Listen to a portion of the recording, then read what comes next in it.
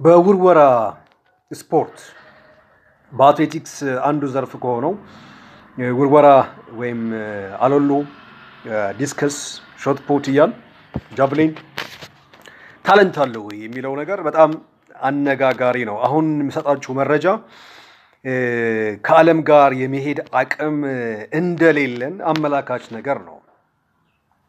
ፈጣሪ አልሰጠንም። አጭር ሩጫ ለምስራቅ አፍሪካ፣ እግር ኳስ ላቲን አሜሪካ፣ አጭር ርቀት ጃማይካ አሜሪካ፣ ባስኬት አሜሪካ፣ ፖል ቮልት ይሄ ዌስት ኢስት ዩሮፕ፣ ክሪኬት ህንዶችን እንደዚህ ያከፋፍሏል። በተለያዩ ስፖርቶች ታለንቶች የተለያዩ ነው። ከዚህ አንጻር በውርወራ ላይ የለንበትም።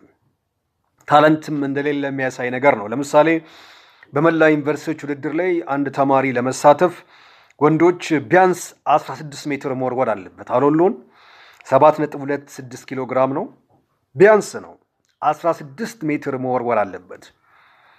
ባለፉት ዩኒቨርሲቲዎች ውድድር ላይ ወርቅ የሰጠነው ወንድ ልጃችን መወርወር የቻለው 14.5 ነው። ወርቅ ያገኘው ነው። እንግዲህ ሚኒመሙ ግን ለመሳተፍ ግን 16 ሜትር ያስፈልጋል። ከዚህ አንጻር ከዓለም ውጭ ነን። ሴቶቻችን ለመሳተፍ 13 ሜትር ይጠበቅባቸዋል መወርወር ቢያንስ። ወርቅ የሰጠናት ልጃችን ከሚኒማው በታች ነው ያገኘችው፣ 12 ሜትር ነው የወረወረችውና በውርወራ ላይ ውርወራ የሚፈልገው ታለንት አለ፣ የሚፈልገው ተክለሰውነት ሁኔታ አለ። ከዚህ አንጻር ኢትዮጵያውያን ከመሳተፍ አንጻር፣ ከፌስቲቫል አንጻር፣ ከመሞከር አንጻር ሾት ፑት ላይ መሳተፉ ችግር የለውም። ከፐርፎርማንስ አቅም ግን ዓለምን ሊፎካከር የሚችሉ ልጆች እንደሌሉን ማሳያ ነው። ኢንቨስት ስናደርግ ይሄን ከግምት ማስገባት አለብን። ተሳትፎ ጥሩ ነው፣ ለጤና ጥሩ ነው፣ ሌሎችም በርካታ ጥቅሞች አሉት።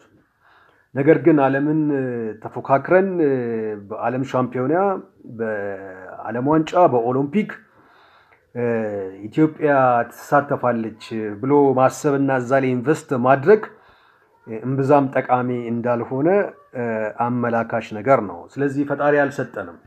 ፈጣሪ ሲያከፋፍል የውርወራ ስፖርት ላይ እነማን እንደሆኑ ይታወቃልና ረጅም ሩጫ ላይ ተሰጥቶናል።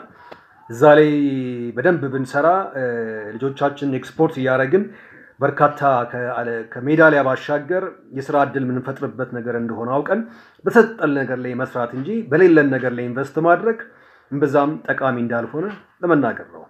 አመሰግናለሁ።